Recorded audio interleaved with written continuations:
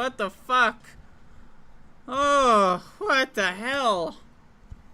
Oh, and here comes Max. He's fucking putting his paws on the floor. Max, why are your paws on the floor? Max, what the hell? Why are your paws on the floor? Hello? I would show Max the dog, but I've, you know, I'm not gonna do that right now, so. Anyway, apologize for the slow opener, but, I had to fish for some news stories, so, what are you gonna do? I think I'm wearing the same shirt from yesterday, so. Ha! Does anyone ever do that? Everyone ever get caught? I think I'm wearing the same shirt from yesterday. It's not, let me explain, okay? Nah, I'm not gonna explain. Anyway, doing a show today. I'm gonna be honest with you. I'm probably gonna do a little bit of a shorter program today. And I'm gonna be talking about some things that actually matter, if you can believe it. Some things that actually, well, you know, not everything that actually matters, of course. But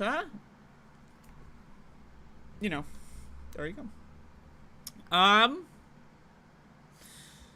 How's everyone doing?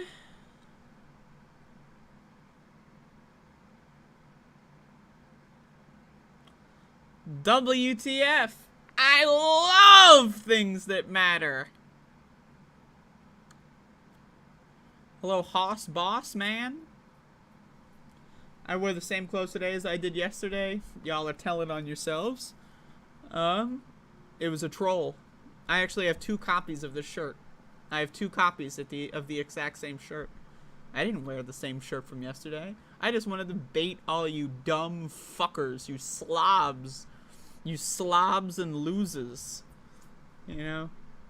Into exposing yourselves as the filthy varmin that you all are. No, I'm just kidding. I only have one of these. I'm one of you. Alright, goddamn. Some fucked up shit. Alright. I'm just gonna tell y'all now, I'm not gonna be, covering any more of the Young Turks bullshit. I don't think anything else at this point is relevant, you know, for me to waste time doing segments on. But if you have any disagreements with that, if you want to send me something, you know, feel free. Fucking feel free. But I don't have any of that planned for today. Alright. So, in the state of Kansas, emphasis on ass, and cans. Those are synonyms. But in Kansas, we're getting some fucked up shit out of Kansas. So, check this out. Kansas must stop changing trans people's sex listings on driver's licenses, judge says. Topeka,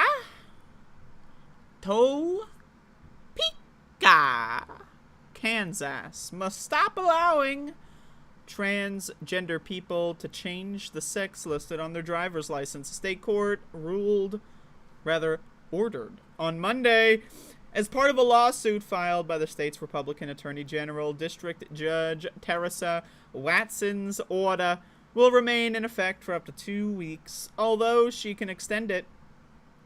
But it's significant because transgender people have been able to change their driver's license in Kansas for at least 4 years. And almost 400 people have done it by the end of June. For now, Kansas will be among the only a few states that don't allow any such changes. Anyone, you know, pretty good, huh? This is what they're spending their time on. I think there's another state that's doing something similar, but also is like reversing all the changes. I don't know if that's Kansas or if that's another state. To be honest, I think it's another state. The judge issued the order 3 days after Attorney General Chris Kobach. Hey, there's Chris Kobach. Does anyone know about this guy? This guy's a real son of a gun, let me tell you. sued 2 officials in Democratic Gov. Laura Kelly's administration. Kelly announced last month that the state's Motor Vehicles Division would continue changing driver's licenses for transgender people so that their sex listing matches their gender identities. Kobach contends that the law, a law no less, which took effect on July 1, prevents such changes and requires the state to reverse any previous changes. I see, so it is Kansas. In its records, it defines male and female, so that Kansas law does not recognize the gender identities of transgender, non-binary, or gender non-conforming people. The Republican-controlled legislature enacted it over Kelly's veto. It's a lot use a Democratic governor's doing there, let me tell you. Watson wrote in her brief order that for the Motor Vehicle Division to keep making changes for transgender people would cause immediate and irreparable injury. Yo, okay. Now we're getting to the silly part. Okay, so let me get this straight. Okay, I'm gonna read this again for everyone. I'm gonna read it slowly. Watson wrote in her brief order that for the Motor Vehicle Division to keep making changes for transgender people would cause, quote, immediate and irreparable injury?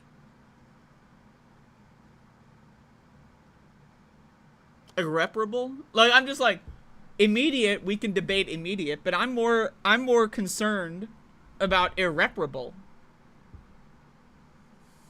Like, so changing your driver's license is going to, like, as soon as the stamp gets on, alright, like, you're just gonna, like, suffer, like, a fucking, like, I don't know, like, what are we talking, like, a lightning strike? Like, is it magical? What are we talking about here? Immediate and irreparable injury? Is God gonna smite a motherfucker?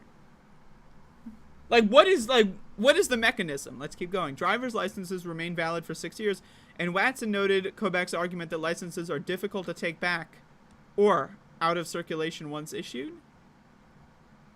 I'm still like, okay, irreparable injury. I'm trying to figure this one out. Irreparable injury. Do you know what irreparable means? It means you're going to get injured and it's permanent. You can't fix it.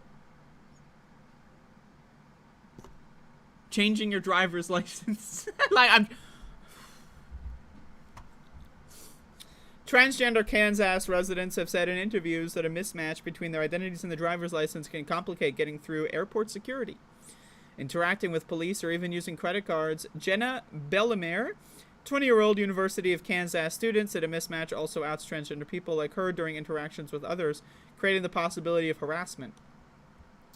As for Watson and legislators who enacted the new law, Bellemere said, whether intentionally or not, they never seem to consider the experiences and needs of the transgender population of the state. It's frustrating. Watson's order did not address how a directive might play out in transgender people's daily lives. Well, all we know is that it's going to cause irreparable and immediate injury. Immediate, like, we're talking, like, so, like, they're in the back, right? Like, when you're getting your driver's license, I don't know, I've never driven a car. I don't have a driver's license. I have an ID card, right? Like, for me, when I got my ID card, it was mailed to me, right? So it's like, so, like, we're gonna get immediately injured, right? I'm just trying to figure out, like, when is immediate happening? Like, when I open up the letter in the mail that has the ID card in it, or the driver's license, like, is that when the immediate injury happens? Is it like when they stamp the card at the facility, and then, like, I'm just walking around doing, like, you know, I'm at work or whatever, and then, like, a car, like, just runs through the fucking goddamn, like, side of the wall and hits me dead, or like, I'm just trying to figure this one out, right? Like, it's immediate, like, it's gonna happen right away, but when is the injury gonna take place? You know, I just want to know so I can be prepared. You know what I mean? Like, I'm just trying to figure this one out for my own health and safety here. I don't want to be immediately injured. What the fuck?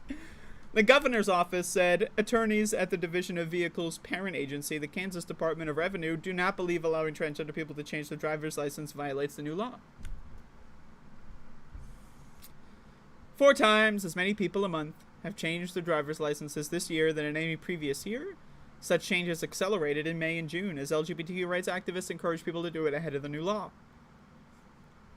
Well, okay. Taryn Jones, vice chair and lobbyist for the LGBTQ rights group Equality Kansas, acknowledged the concern that allowing the state to keep making changes would make it more difficult for law enforcement, but asked, how many criminals are you having that are trans? The answer is probably like maybe 1 or 2, maybe 3, you know, on a good week. Jones said potential problems for law enforcement should be weighed against the harm to the mental health and safety of transgender people who don't have licenses that match their...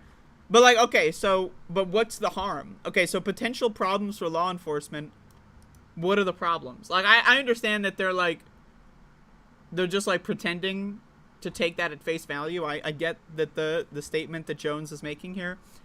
But it's like, all right, so the police have said trans people having a driver's license that matches their gender causes them problems. Like, what are the problems? Like, did I miss that? Where, like...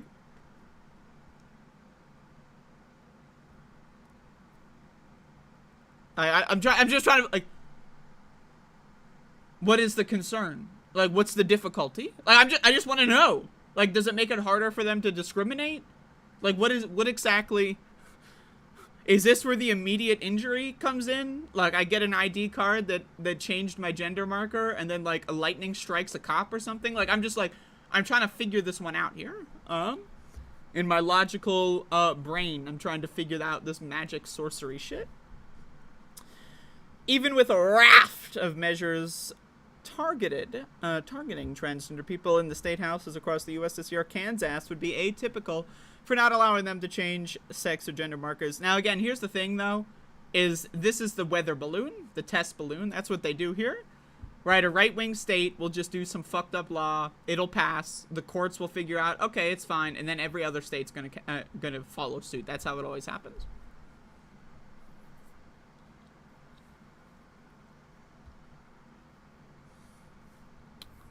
Kobach argued that the new Kansas law also prevents transgender people from changing the listing for their sex on their birth certificates, but the lawsuit he filed Friday doesn't address those documents. The settlement of a 2018 federal lawsuit requires Kansas to allow transgender people to change their birth certificates, and more than 900 people had done it by the end of June. The new Kansas law defines a person's sex as male or female based on the biological reproductive systems identified at birth. That's the thing, is like, I always want to remind everyone that trans people, we're minorities, man. But you know who's not a minority? Intersex people. No, I'm just kidding. They're a minority. But there's like, last time I checked, there's like quadruple in this country. Last time I checked. The numbers could change. But there's like quadruple the amount of intersex people than there are trans people. Like, just think about that, right? I don't know what last time I checked, it was probably like a year or 2 ago. But it's like, I'm just like, imagine that, right? So, there's more intersex people than transgender people. But like, these people hate transgender people so much that they're going to pass laws that, I mean, they affect transgender people, but they affect intersex people more.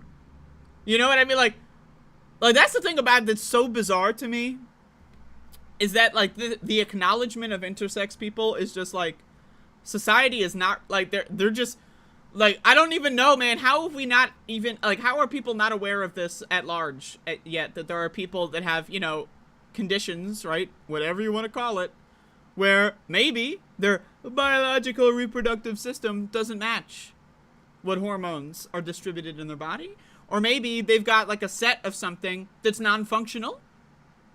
Happens all the time, right? Well, I don't know about all the time, it's not every single time, but it's like, I'm just trying to figure this one out here, right? It also says the important governmental objectives of protecting people's privacy, health, safety, and justifies single-sex spaces such as bathrooms and locker rooms. However, that part of the law contains no enforcement mechanism. I love that. I love when there's no enforcement mechanism for this shit. But anyway, I'm just trying to figure this one out. I'm curious as to what the mechanism are for immediate injury. Like, I want to know, like, who's being injured, right? Like, is the person who's stamping the ID card being injured? Like, what's the injury here? I gotta wash my glasses, man. Like, I'm just trying to figure this one out. I want to know. And also, like, again, so a doctor's like looking at a baby for like 5 seconds, and then that's gonna dictate their whole life. Like, again, I know people. I've met people. Like, people reach out to me that are intersex, and they're like, hey, you know, here's my experience, yo. And I'm like, oh, thank you for that, right? And it's like, you know, people, they'll get identified as a certain gender, and then, oh, shit, they go through the wrong puberty. Like, this happens, right? Like, imagine, right? You're, like, 9 years old, right? Everyone around you is, like, telling you, you're a girl, because there's only 2 genders, right? Everyone knows, right? You're a girl, woo! And then all of a sudden, you start growing facial hair. Like, imagine, right? Imagine that happening to you. And that happens. And I've spoken to people that have told me that, and it's like, yeah, they're just intersex.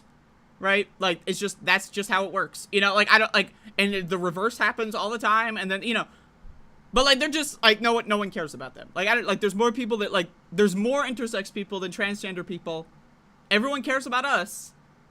No one cares about them. That's weird. I don't know, like, I consider that strange. I think that that's a little strange. But that's just me. I don't know.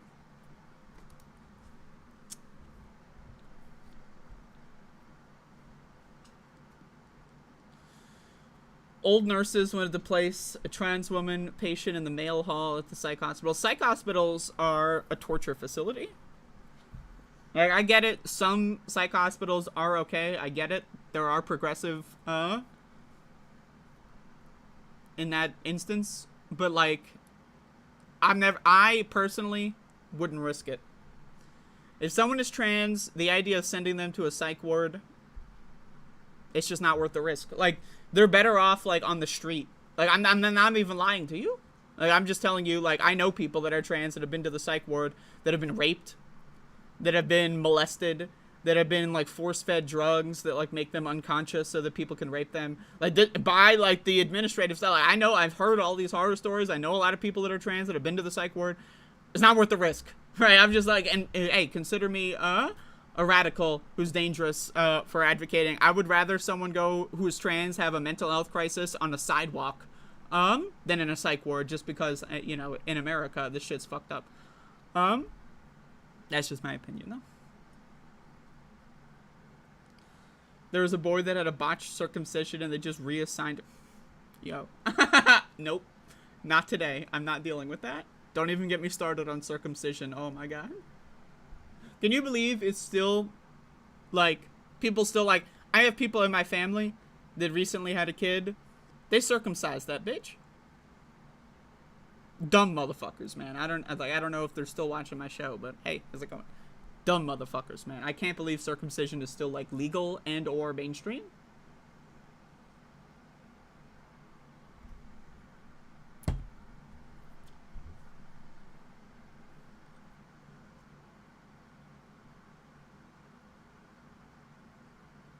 Anyway.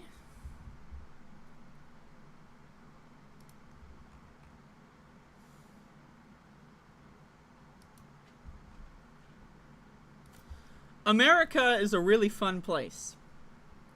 I like America. I live here.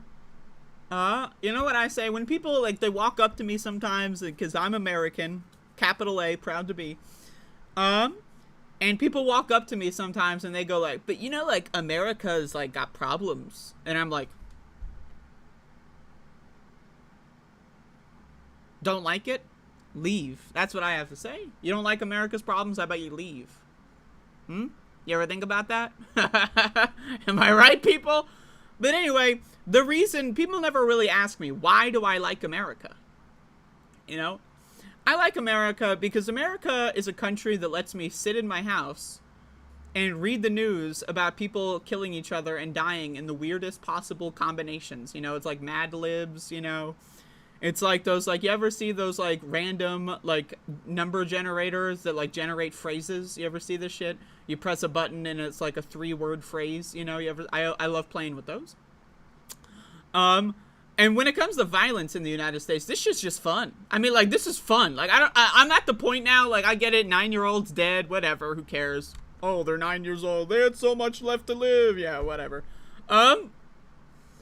But just the violence in this country, it's like a fucking game show. It's like you spin the wheel, what's gonna happen next? And, this one's pretty good. This one, I mean, I like this one. You know, obviously, it's a shame, thoughts and prayers, oh my god, the family and all that, but A drive-by shooting kills a 9-year-old Chicago boy at his grandmother's birthday party.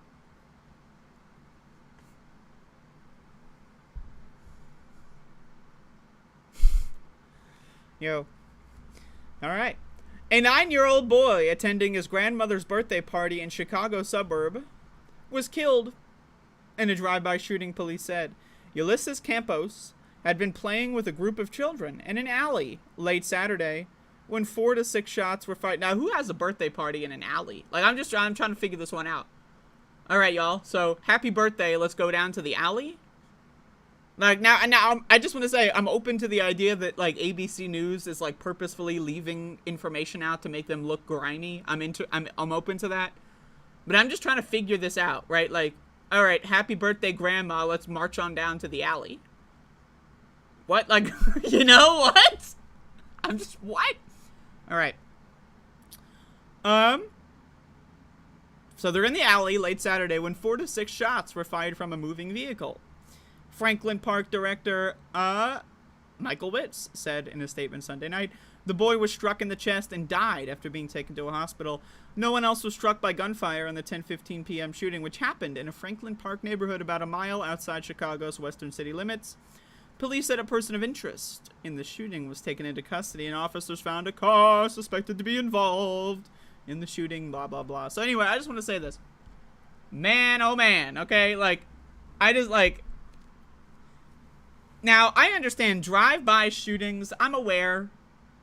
Drive-by shootings aren't necessarily supposed to always, you know, be about killing somebody, right?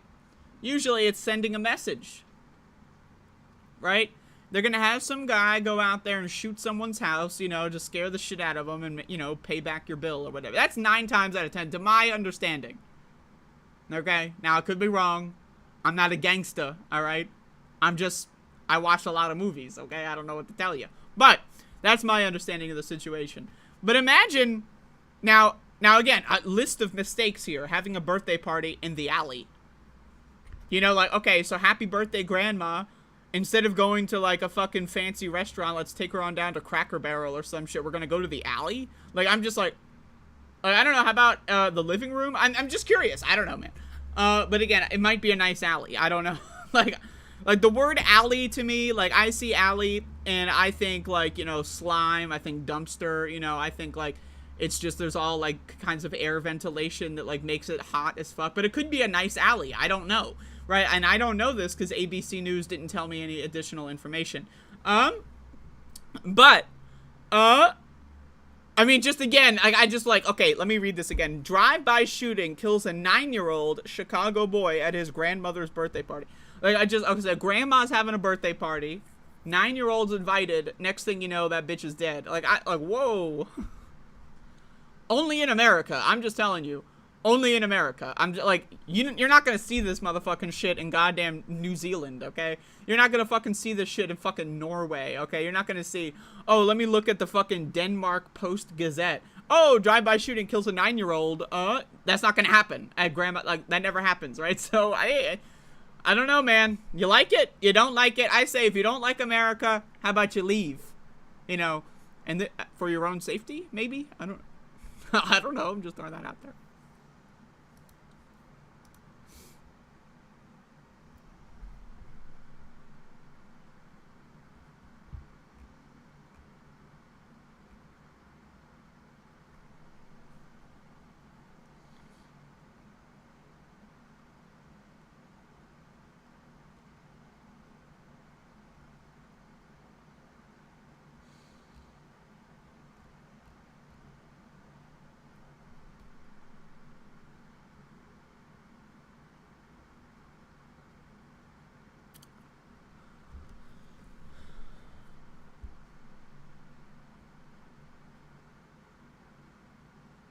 Retro Boomer is giving me some context. My alley is really nice.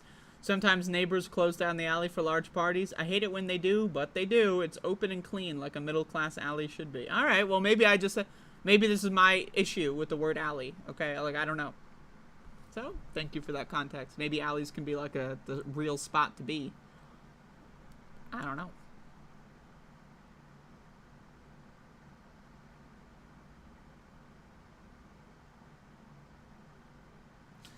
and only here in this fucked up country expect to live at the ripe old age of 9, dude. Like, I'm telling you, man, like, I'm telling you this right now, like, having a child in this world is de facto child abuse. Like, I'm just like, if you are a parent of anyone less than 5 years old, you're an abuser. Hot take. Hot take.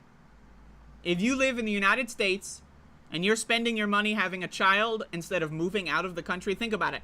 How much money does it take to have a kid? Right? Hold off on that bitch, move to fucking goddamn Sweden and have the kid there. How about that? Right? Like, I'm just like, move to Canada for Christ's sake. It's not that far. Right? Like, if you have a child less than 5 years old in your life right now, y'all motherfuckers are abusers. Don't at me, alright? Alright, maybe you can at me, and then I'll post your your comments on my wall and laugh at them. Feel free to at me. But goddamn, okay? Motherfuck. I mean, Jesus. Like, whoa, you know, whoa, whoa, right? I'm just making random noises. I love that shit. Andrea has the smarts to be a very effective gangster. Whoa. I'll have you know, I've committed my fair share of crimes. You know, does that make me a gangster? I don't know. I've committed crimes. I've evaded police capture. You know. Does that... What is the qualification? I'm qualified. Check out my resume. Here's the list of crimes I've committed. Please, let me in. Like, what do I need? Did the article even mention grandma's age? Yo, it's that bitch's birthday. No one even knows how old she is. Like, that's fucked up. Like, come on. I'm grandma. I'm like, oh, this 9-year-old kid is getting all the attention. Does anyone not want to know I'm 103 years old? Like, hello? Like, you know, hello, I made it to 105, you know? Like, can I get a headline here? Is everyone just going to talk about the dead kid? I mean, stupid fucking kid couldn't even make it into the 10th year. This motherfucker died in the single-digit club. You know what I mean? Oh, look at me. I'm in the triple-digit club. Like, hello, I'm over here. You know, that's what I would be doing if I were that grandma. I'd be like, whoa, what the fuck, man? Come on.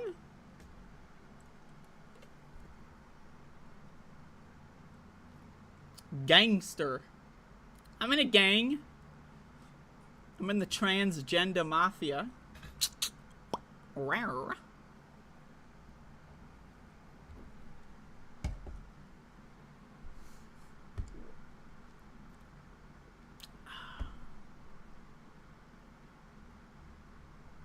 All right, let's move on.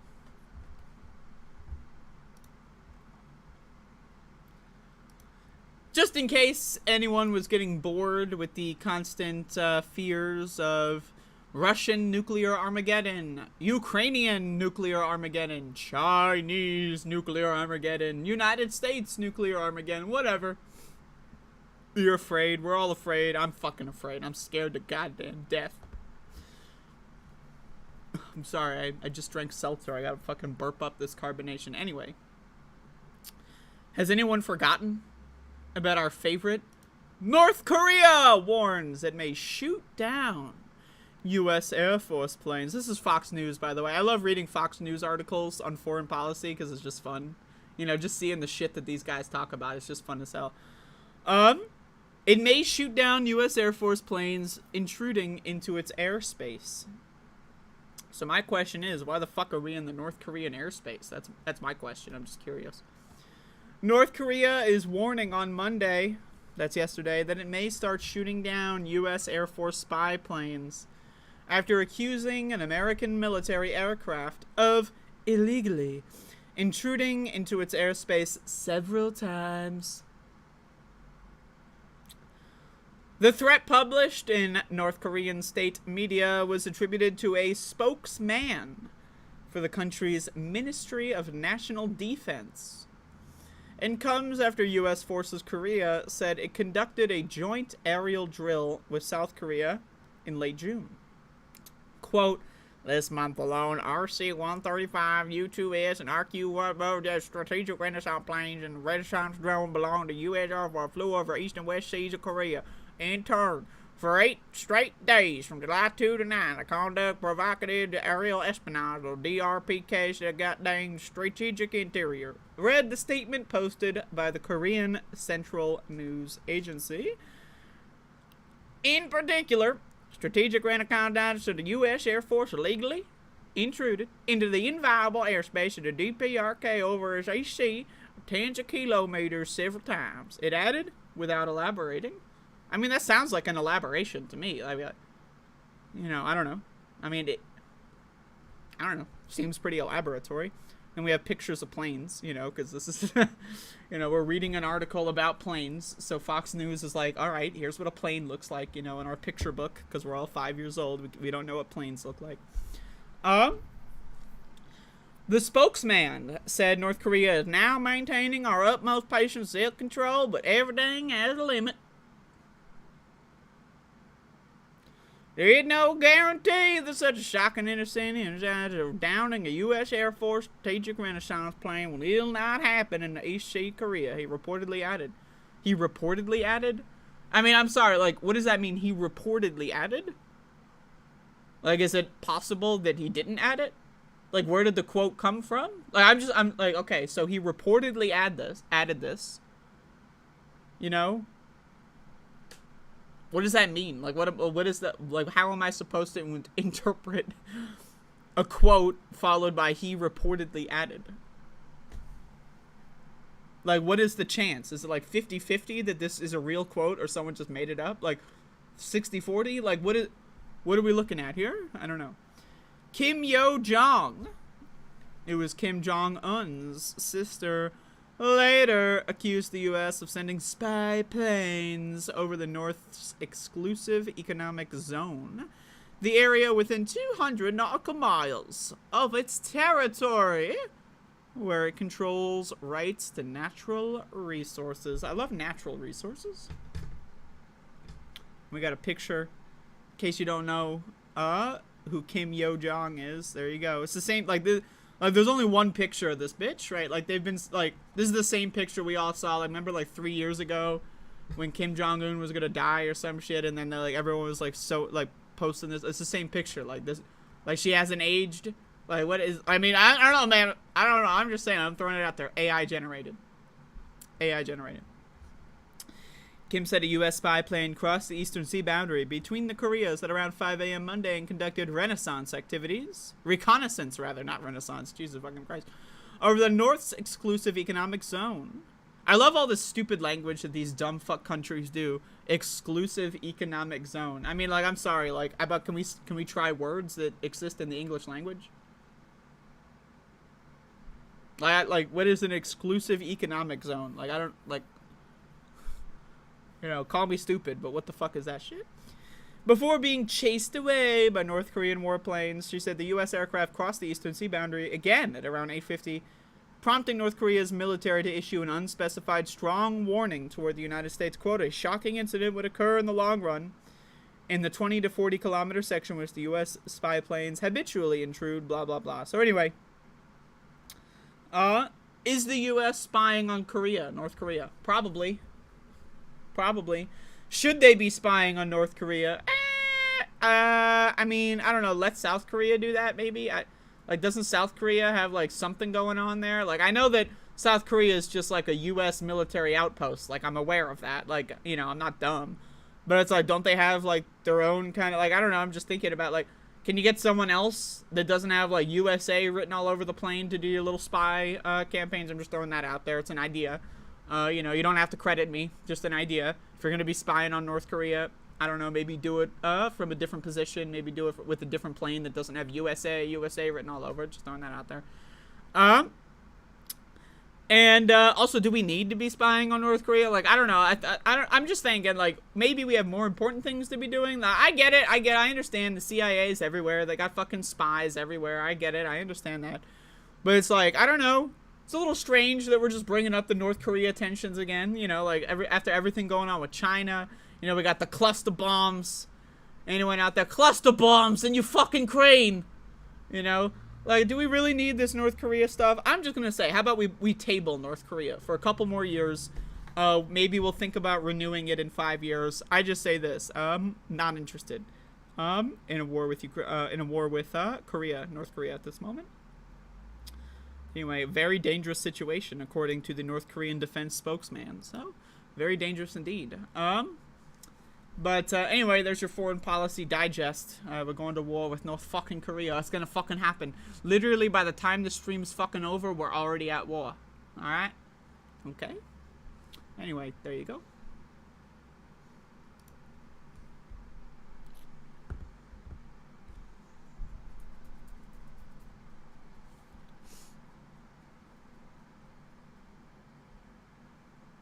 Fucking, I'm just trying to figure out what an exclusive economic zone, like, what the fuck, what even is that, man? By the way, y'all, I'm not, just to be honest with you, I'm not wading into the cluster bomb Ukraine discourse. I'm bowing out on this one. I got a hot take. I don't want to deal with it. What are you gonna do?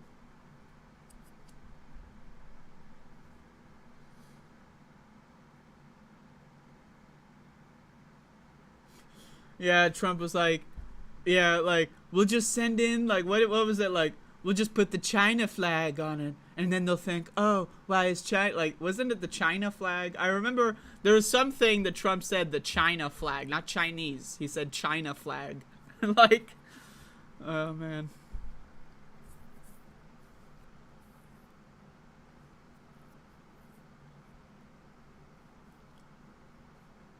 Fuck.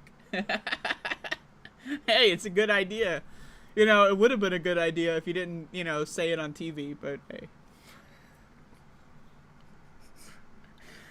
Oh, man. Like, the thing about Trump, like, living in the Trump world, does anyone remember waking up that day? Wasn't it, like, January, like, 1st? Like, it was, like, New Year's or January 2nd or some shit. Like, everyone's drunk. Everyone's high. They wake up and then like fucking Trump's talking about nuking Iran or some shit, or like was it nuking Iran or was it nuking North Korea? I just remember it was like one like July or January 1st or 2nd, and like I remember waking up and I was drunk as hell, and I just saw like, oh, we're gonna go to war with fucking somebody. I think it was North Korea. I think it was like my button is bigger than yours, yo. Like what the fuck? Woo! I mean, say what you want about Biden, but at least Biden's button ain't bigger than anyone else's. All right, I'll just throw that one out there.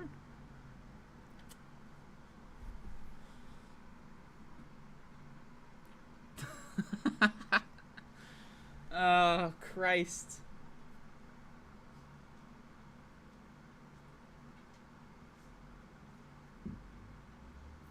Yeah, Hunter's got a really big button, let me tell you. Nope. Stop. The fucking China flag, yo. Alright, alright.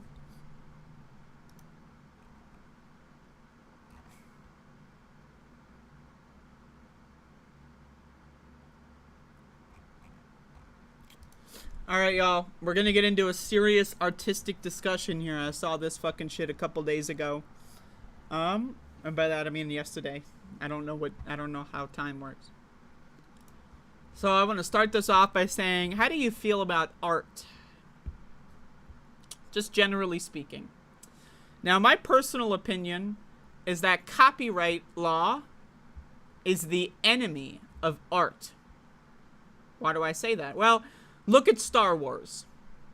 This is a good example. I've never seen a single Star Wars film. Just to be honest with you, I have never seen a single Star Wars film. Why is that? Because it's impossible to see the first 3 Star Wars movies. They don't exist. The only thing I could find, right, and I'm not even sure if it's a real first edition print of the first Star Wars movie, was like a CED copy, right? I'm not going to buy a CED player, right, and get a specific television and get the CED copy of Star Wars just so I can watch the first movie. But people are telling me, oh, just watch it on Blu-ray. No, I want to watch if I'm going to watch the Star Wars films, I want to watch the original. I don't want to watch a remake. My policy is I always want to see the original before seeing a remake. That's just my policy.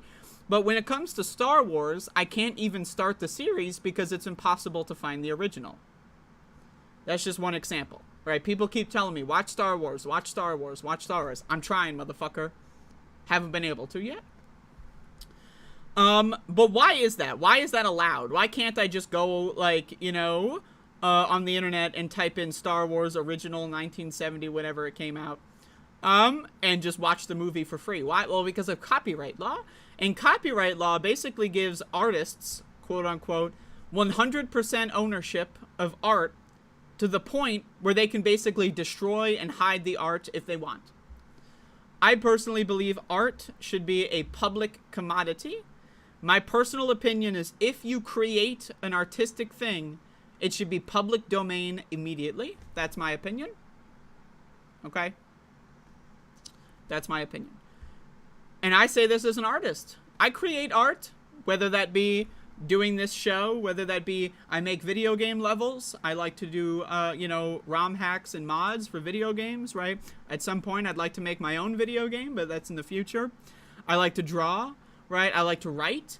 I consider myself an artist, right? But you know what? I would never, ever, ever tell someone that they cannot view my art just because, I don't fucking like it anymore. And I say this, I've made a lot of art that's trash. I've made a lot of shitty shitfuck art in my day. Trust me, okay? Whew. Really bad stuff. And I understand the impetus of like, oh, I don't want someone to watch this version. I wanna scoop it up a little bit. I wanna, whatever. I get it. But I want to bring all this around to video games, because we're going to talk about video games here. And video games have often been excluded from the category of art for a long time. And I've got this website that did a study. It's called gamehistory.org. And they have a nice little presentation for us on the preservation of video games and video game history. 87% missing. The disappearance of classic video games. New study reveals most classic video games are completely unavailable. So let's read this. The Video Game History Foundation, in partnership with the Software Preservation Network, has conducted the first ever study on the commercial availability of classic video games. And the results are bleak. 87% of classic video games released in the United States are critically endangered. Imagine if the only way to watch Titanic was to find a used VHS tape, maintain your own vintage equipment so that you could still watch it. And what if no library, not even the Library of Congress, could do any better? They could keep and digitize that VHS tape of Titanic, but you'd have to go all the way there to keep to watch it. It sounds crazy, but that's the reality we live in with video games. A $180 billion industry, while the games and their history disappear. Now, this is something, as a gamer, lowercase g, I've been talking about for a while. The video game industry does not give a fuck about art. These mainstream AAA, quadruple A, son of a bitch A, fucking A corporations, what they do is buy up companies, abuse copyright and DMCA laws, and milk the user base for as much money as they can. That's why games are so fucking expensive now. That's why games have these season passes and microtransactions, because you don't play a game for the game. You play a game as a subscription service in modern day America. Right? That's what you do. Now, I want to give you an example. My favorite game of all time is Doom 2, released in 1994. And this is my own, this is a story about a company that I just happen to know about. So Doom 2 was released by id Software in 1994. It's the sequel to Doom, released the year previously. And in the 1990s, the company id Software had a policy where after 5 years, so Doom comes out in 1993, right? 5 years after 1993, they would release the source code for free. That was their policy. id Software's policy. Every game we make, we'll keep the source code hidden for 5 years, you know, and then we'll move on to the next project and then just give away all the code for the games for free so that people can make their own whatever they want, right? And in, I believe it was like 2008 or 9, I think, somewhere around that line, id Software, the company, was purchased by Bethesda. Bethesda is also a subsidiary of a conglomerate called ZeniMax. And the moment they bought id Software, guess what happened? Guess what the first thing that they did was?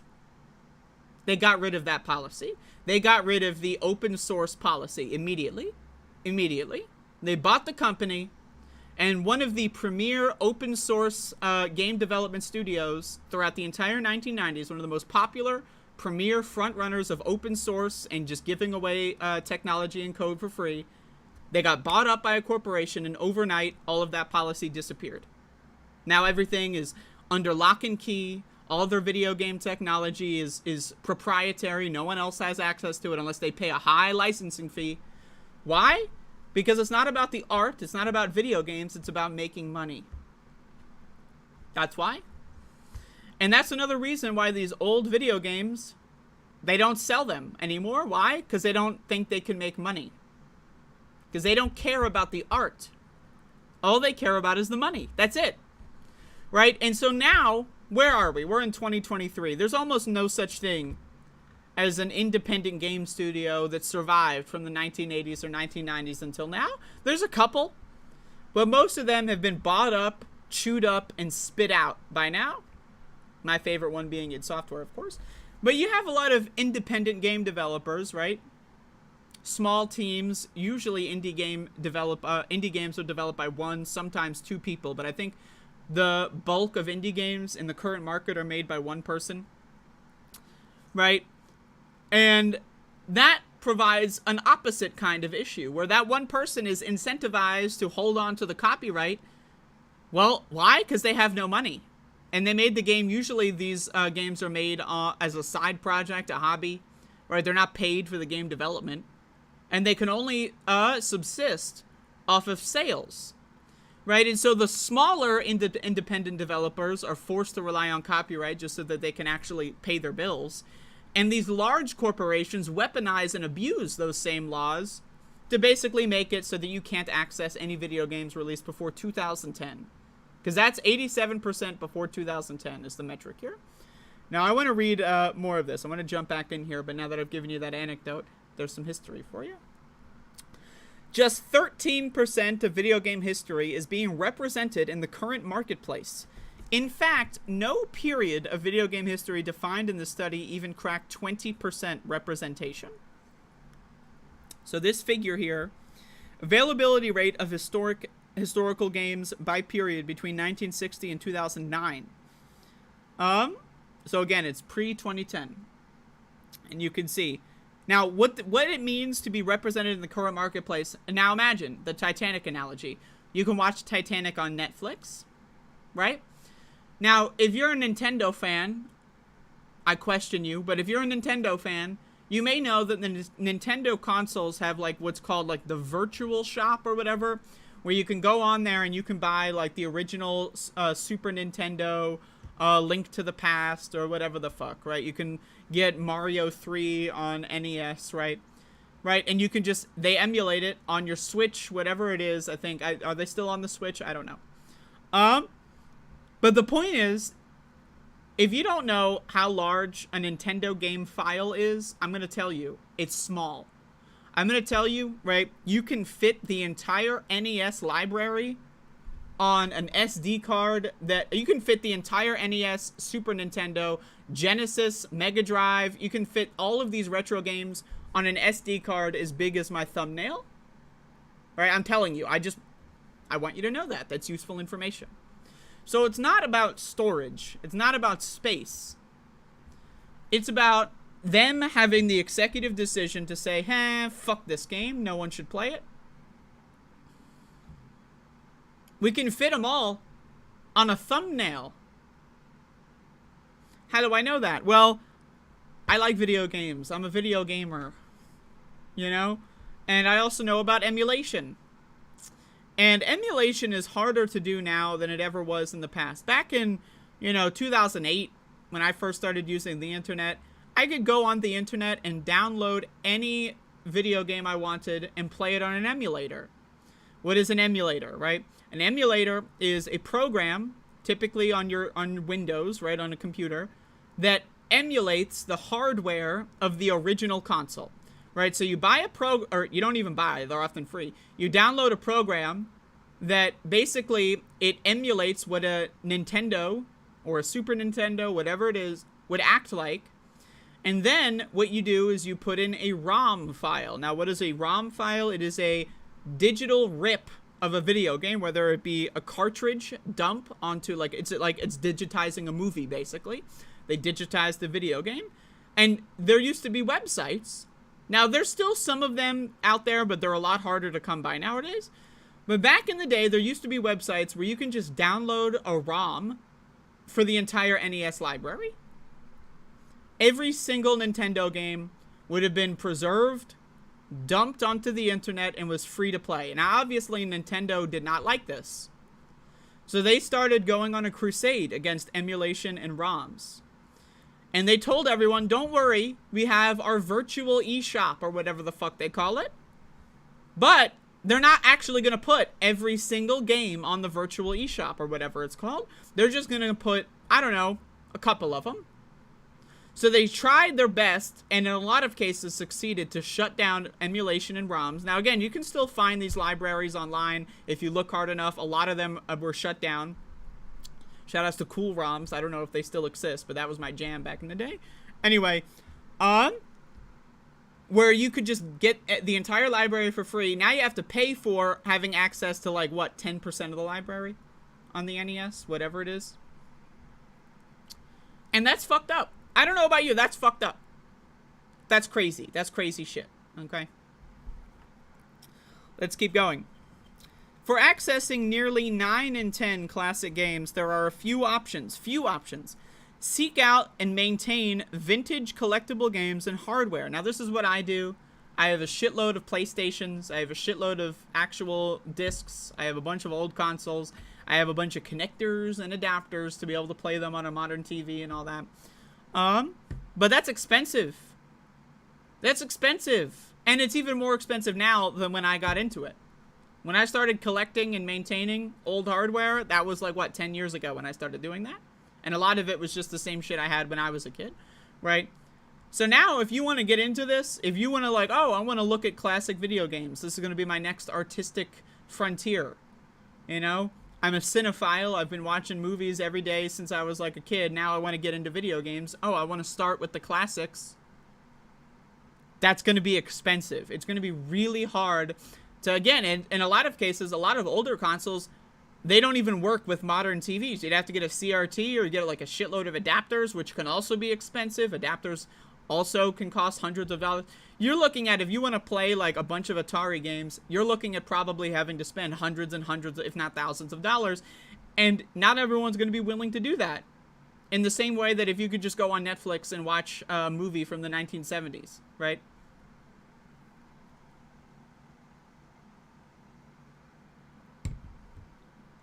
All right, so let's keep going. Travel across the country to visit a library or piracy. None of these options are desirable. Now, again, I just want to say, personally, I love collecting old video games and hardware. That's desirable for me. But not everyone is willing to spend money on doing that. That's one of my premier hobbies. None of these options are desirable, which means that most video games are inaccessible to all but the most diehard and dedicated fans, which I consider myself. That's pretty grim. This is where libraries and archives should come in. Anyone should be able to easily explore, research, and play classic video games, in the same way that they can read classic novels, listen to classic albums, and watch classic movies.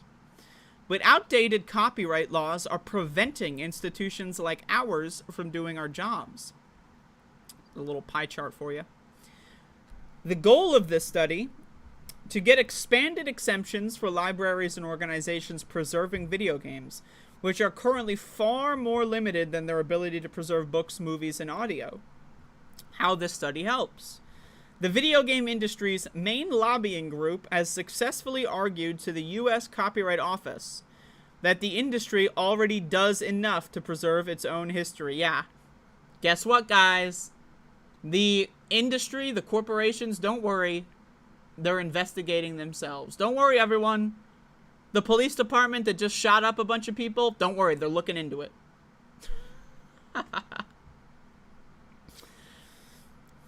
And that additional protections for preservation institutions would hurt their bottom line. We proved them wrong. The industry has actually only managed to make 13% of its history available, and it's unlikely to get better. The argument that these games are commercially available is what's keeping video games behind in the preservation world. Quick facts. 87% of classic games are not in release and are considered critically endangered. Now, I want to throw out another curveball for y'all. What's the fucking Sega console? Not the Dreamcast, the one before that. Saturn. Sega Saturn. Where are the Saturn heads at? Raise your hand. Anyone out there? I never played the damn thing. I'm a PlayStation person, but Sega Saturn discs, right? It's a disc-based console. It's one of the first, in the 1990s, disc-based consoles. Most video game consoles used cartridges. You know, the classic, you know, it's like a harmonica. You blow into that bitch. By the way, you're not supposed to do that, but we all did it. So the Sega Saturn was one of the first disc-based consoles to exist. Now, in that, the way that they manufactured discs for the Sega Saturn was not the most, let's say, well done. And if you're someone who, you know, you go to flea markets, video game conventions, you buy Saturn games, right? You may know Sega Saturn games have a high propensity for what's called disc rot. Now, what is disc rot? If you store a disc, is like, and all kinds of discs will rot eventually. Basically, every single compact disc will rot eventually, but, you know, there's levels of quality. And the Sega Saturn specifically had very low levels of disc quality compared to its contemporary, the PlayStation. Now, the PlayStation, you'll also see disc rot in PlayStation games, right? But it's a lot less common than Sega Saturn games, okay? So a lot of Sega Saturn games, if you go out there and buy them, and again, they're expensive. Buying a Sega Saturn game can cost hundreds of dollars, okay? But a lot of them, the disc literally rots away because of moisture, right? Like, let's say they were stored in an attic, poorly temperature-controlled attic or garage. Moisture essentially can eat away at the contents of the disc. How to check for disc rot, right? We all have a cell phone, right? You see this shit? Right? Look at this. Boom. Whoa! Watch out, everybody. That's a flashlight, okay? Everyone has a cell phone. If you don't, whatever, maybe you have a flashlight. What you can do with a compact disc, especially old ones from the early 90s, is you can hold up a flashlight to the label end of the disc. And if you do that, you can see holes. The light will illuminate holes in the discs. Now, I have a couple, maybe I should have gotten one of my PS1 games that has disc rot for this, but just trust me, bro. You hold up a flashlight and you can see holes in the middle, right? In the middle of the disc. So not the label end and not the read end, right? But in the middle, you know, where the data is stored, right? It just fucking falls apart, right? It just collapses over time. So again, this is where digital preservation would come in, right? This is where, oh, everyone has the CDs now and they still work now. So let's rip them all and digitize them now while we still can before all the CDs fall apart and break. Right? Well, not easier said than done. Let's keep going with the quick facts. Availability is low across every platform and time period tracked in the study. Libraries and archives can digitally preserve but not digitally share video games and can provide on-premises access only. Libraries and archives are allowed to digitally share other media types such as books, film, and audio, and are not restricted to on-premises access. The Entertainment Software Association, the video game industry's lobbying group, has consistently fought against expanding video game preservation within libraries and archives. Now, again, this is so fucked up. It's not even about money, because these companies, they're not going to sell these games. Clearly, they're already not. Oh, if 87% of the video games are not even for sale, then why are they holding on to the copyright so hard? I get it, right? You want to make money off your Marios, your Zeldas, your Metroids, whatever. I get it. But, like, why can't we let fucking other unknown NES titles, Super Nintendo titles, Sega fucking whatever titles, right? Why can't we let those be freely available online? Pick your greatest hits, make money off the greatest hits, let the other ones live free. But they don't do that, because it's not about art, and it's not even really about money. It's about control. It's about control. Guess what? Modern day companies are afraid that people are going to start adapting retro game hobbies that they can't monetize. The modern day games industry, right, is obsessed with subscription services, free-to-play games with microtransactions, right, appealing to kids to get them to buy mommy's credit card. And if old video games were more easily available, people would just go, hey, you know what? Fuck all this shit. I'm going to go play some Super Nintendo. Right? Now, I will say this. I don't really play new games anymore. I will, maybe 1 or 2 games every couple years I'll buy. New ones. For example, I just bought this Demon Slayer game. Anyone know about Demon Slayer? I haven't played it yet, but it's made by the guys that made the Naruto games. I like those motherfuckers. I haven't played it yet, but I think that game came out a couple years ago. Anyway, that's the newest game I've purchased, is the Demon Slayer game. I haven't played it yet. No one tell me if it's bad or not. It looks good. But for the most part, when I play video games, I play old ones. And you know what? I also play games that are free. Right? And I know, I play, now I just want to, again, as far as the video game industry is concerned, I am a prime customer. It's just, I don't play new games. I don't give them my money. I play video games. That is the bulk of my day on a day-to-day. And, hey, again, I do, not to brag, but I am a world record Doom speedrunner. Subscribe to my Doom channel. It's called @DoomSpeedruns on YouTube. #2 in the world. Just throwing that out there. Right, but guess what? I like Doom. Doom is a good game. But Doom has endless content in the form of level sets, right? Free, essentially, expansion packs. Literally, I shit you not, I have been playing Doom on a near daily basis for, like, almost my entire life, and there are still levels I haven't played yet. But imagine if I put that same time and money, I also like PlayStation 1 games and on that kind of stuff. That's where I put my money. But imagine instead of buying old games, right, and playing old games, and when I buy an old game, a PS1 game, who gets the money? Some other fucker who's just selling a PS1 game from the garage, right? Or like a retro game store, both of which are not tied to the major video games industry. But imagine if I was willing to spend thousands of dollars a year on AAA games. And that is why these industries want to limit access to classic games, because they know that if there's an entire field of classic video games that are very cheap or free, that people are going to be more likely to go there than they are to spend $90 on a bunch of fucking garbage. On your season pass to Madden, quarter 5, week 3, 95, whatever the fuck. Right? And that's why it's about control. So one last thing here. The next rulemaking proceeding under the Digital Millennium Copyright Act, DMCA, Title 17, Section 1201 of the United States Code is scheduled for 24. We're hoping that this study will incite change and that video game preservation will become stronger before we lose more.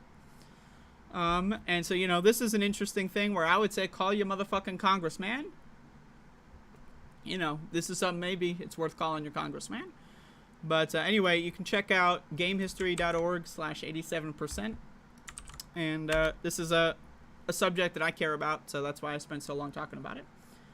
There you go. I got a comment I want to read earlier from Midwest Mystic. This is exposing my age a little, but I've been working on NES emulation projects since 2005. We got a few scary emails from Nintendo over the years. I'd love to know more if you want to give me some more info.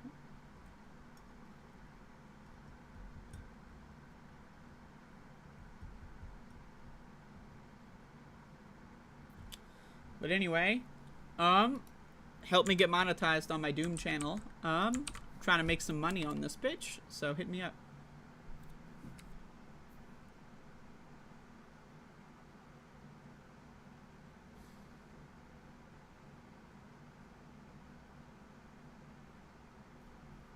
Goddamn Pitfall. I played Pitfall on Atari. I played the Atari version of Pitfall when I was very young. Suikoden 1 and 2 are being remastered in HD on PC. Alright. I know Suikoden 2 is like a $300 game. So?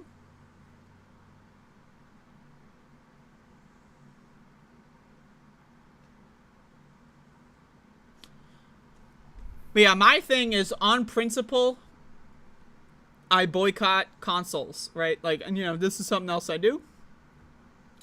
Is if I buy a video game, it's going to be on PC. Spending any money on an Xbox, on a PlayStation, on a Nintendo console, in my opinion, is an immoral act. There's no Nintendo exclusive that's worth giving these people money and power. And you know what? Oh, you want to play Zelda? Oh my god, you want to play... I love Zelda. Whoa. Zelda's... I'm just kidding. I don't actually care about Zelda. But you know what? Again, similarly to how I love Doom... I play Doom all the time, and there's infinite amounts of level sets. I'm telling you, wait until you discover ROM hacks for the Zelda games. There are plenty of ROM hacks for stuff like Ocarina of Time, Majora's Mask, which, let's be honest, those are the only good Zelda games. Let's be real. Let's be honest with you. A Link to the Past has a lot of ROM hacks. If you love Zelda, if you love the Zelda formula... You do not have to give Nintendo your money. I'm just telling you. And I get it. Some people are fanboys. I understand. But it's like... I'm just saying, if you, like... Okay, I'm going to tell you something else. Pokemon. I like Pokemon. Recently, I wanted to play a Pokemon game again. So what did I do? I went online and downloaded a fan game or a ROM hack. Right? Pokemon fans... They made their own game. It's free. You can download it on the internet. It's illegal as fuck, but it's free. You can just download it on the internet. And I put 25 hours into a Pokemon fan game. Now, what could I have done? I could have bought a Nintendo Switch and bought the latest Pokemon X and Y or whatever the name. I don't even know if that's the new one anymore. It's been a long time. The last one I played was Platinum, for reference. But instead, I just downloaded one for free that was made by a fan that actually likes the source material and profits off of it in no way. And also does not give Nintendo money. And so again, you like Pokemon, you like these Nintendo IPs? Again, I'm telling you, fan games and ROM hacks. That's where you need to shift your attention and money. So? Microsoft wins FTC fight to buy Activision Blizzard. What could possibly go wrong?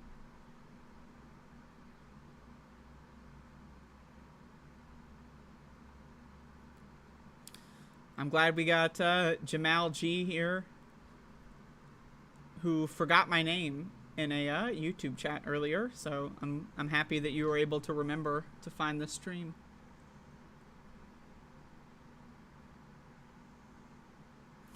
Fucking today I learned So Life is a motherfucking Grand Theft Auto modder. The San Andreas modding community is awesome. I coded the slow motion mod there. If you use a slow motion mod, especially drivable cars, I coded that. Yo, that's cool as hell, man. I had a lot of fun trolling yesterday, Rielon, I'll tell you. I had a lot of fun.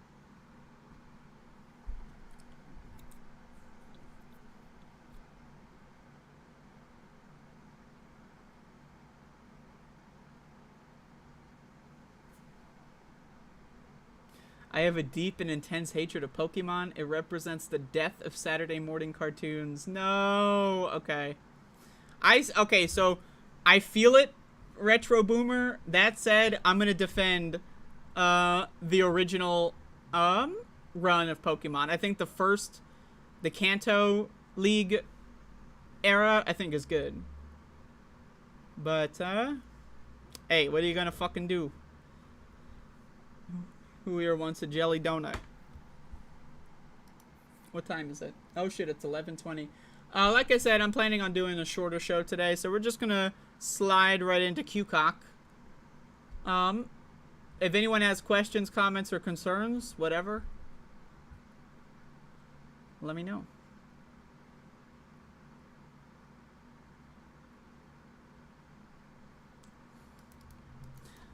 I've been informed that somebody in the chat was pulling a, you know, what was it? Maybe a Chris Matthews type situation. There was like some softball interviews going on. I'm not gonna name names here, but I've been informed. Someone told me that you know, we're playing some you know, some softball going on, and hey, I haven't seen it yet, but that's just what I've been told. But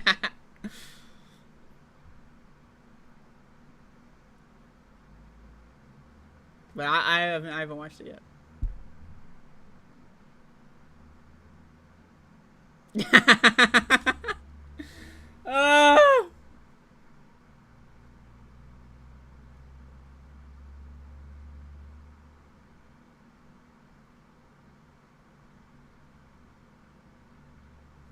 I'm just joking. I'm just trolling. Just trolling, y'all. Calm the fuck down. Calm the fuck down, you little fucking cocksuckers.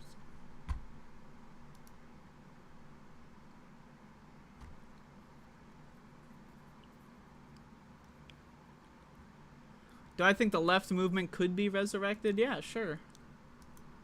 I think once these so-called leftists like start becoming disabled by COVID and they're going to be forced to actually learn solidarity the hard way, I think that that's going to, you know, if you want to say that that's a silver lining, that's a silver lining. Because we're going to get a lot more people that are going to be forced to become minorities and forced to become people that are self-interested in solidarity.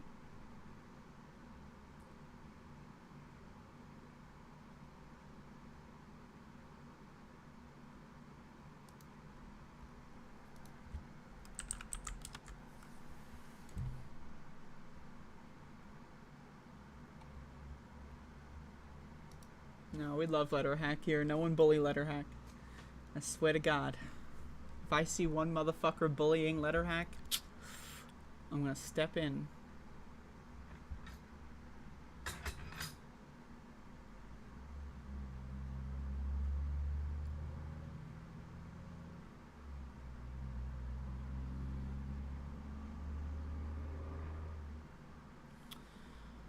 Well, yesterday I took Max to the veterinarian, because Max theoretically might be around other dogs in the near future, so I had to get him re-upped on his shots. Max, we shot you. He got shot. Shot full of rabies.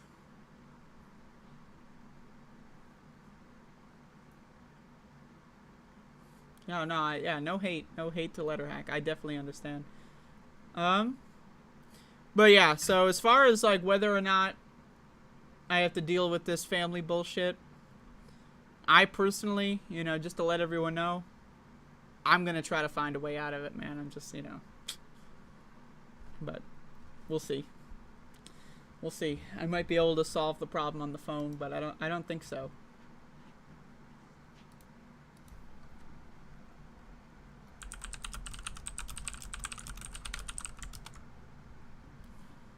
But, you know, we'll see.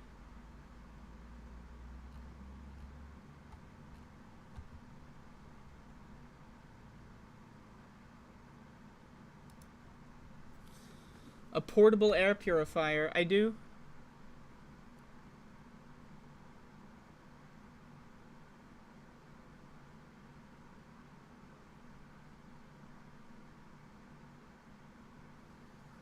Letterhack has that Bob Ross energy, as one chatter brilliantly put it. I don't know, have I ever heard Letterhack, like, actually speaking above a whisper? I think Letterhack only ever talks, you know, like this, you know, it's just, hey everybody, you know, just, you know, welcome to the program, you know, it's the Letterhack show, and we're gonna talk about art, and we're gonna be nice to each other. It's the Letterhack show, and welcome everybody. Can you hear me? Oh, you're at 100% volume and you still can't hear me? Well, oh well, I mean, whoa.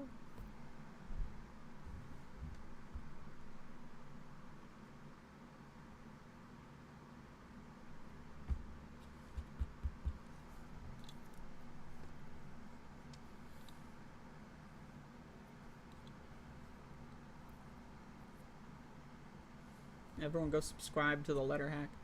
Yo, Letterhack has more subscribers now than my Doom channel.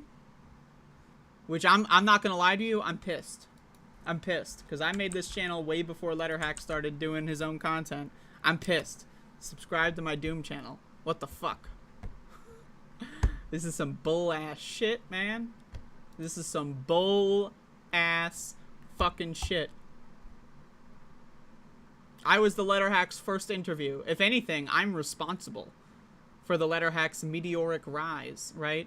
And now I'm getting left in the dust?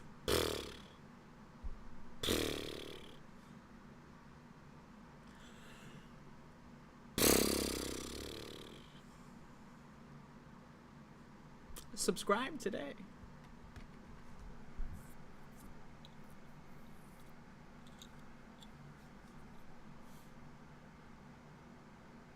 I got this climate change story I want to talk about, but I'm going to do this tomorrow, by the way, so just so everyone knows.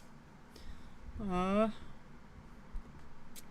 yeah, I mean, that's pretty much my show. Like, again, if anyone else, like, it's up to you to keep this shit alive. Like, you know, CPR. If you don't fucking give me anything to talk about, then I'm out of here.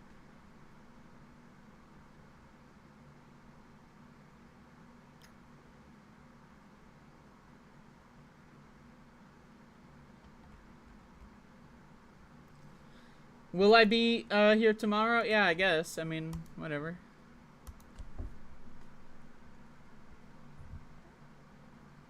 But I'm gonna... either way, I'm definitely taking Friday off. So I'm just, you know... I'm gonna have a 3-day weekend.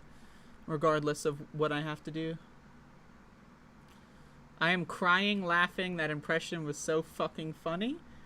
Well, I mean, it wasn't that funny. You know, you don't have to butter my biscuits here, buddy.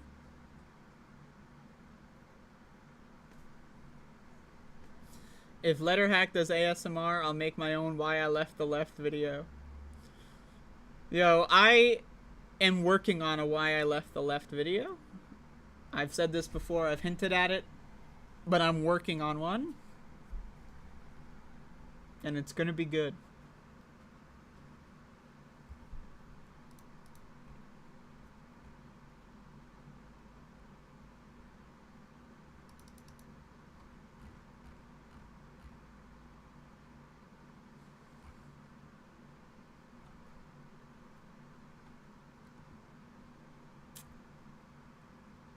That's it. I mean, what the fuck? Alright, y'all. That's all I got. Let me look for some of these new sound fonts I got. I got a bunch of new sound fonts this morning. You know how I love playing with that shit.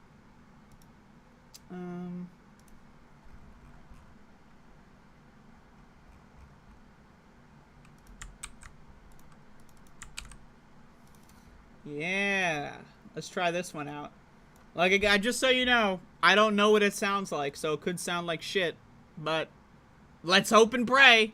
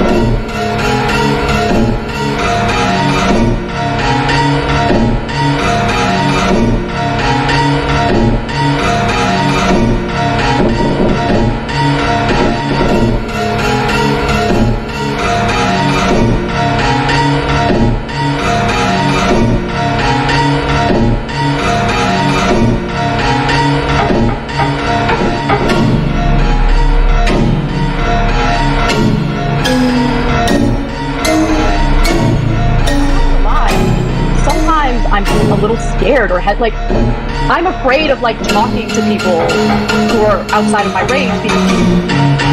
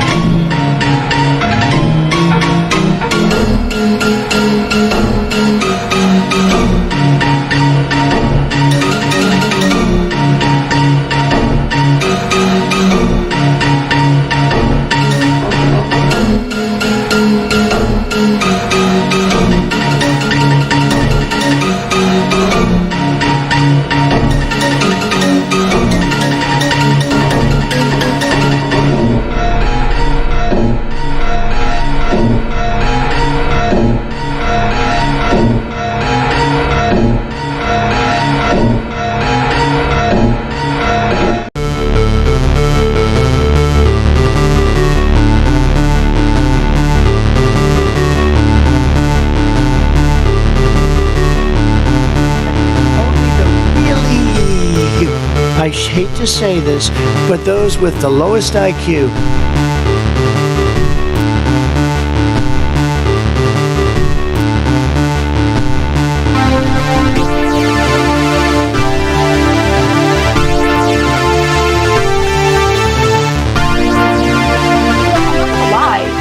Sometimes I'm a little scared or like I'm afraid of like talking to people who are outside of my range because but those look, I'm not gonna lie. IQ, sometimes I'm a little scared or like I'm afraid of like talking to people who are outside of my range because look, I'm not gonna lie.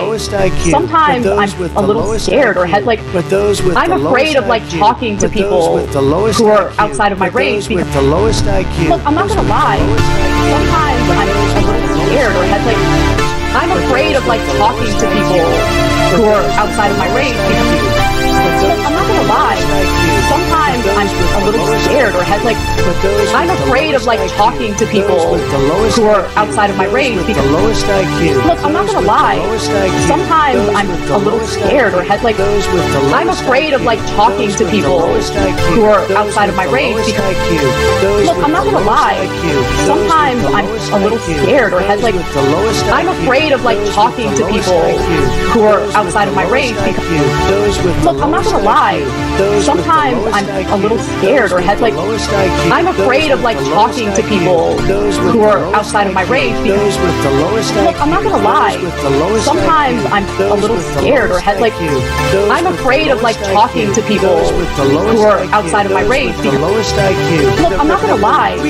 Sometimes I'm a little scared or like I'm afraid of like talking to people who are outside of my range because look, I'm not gonna lie.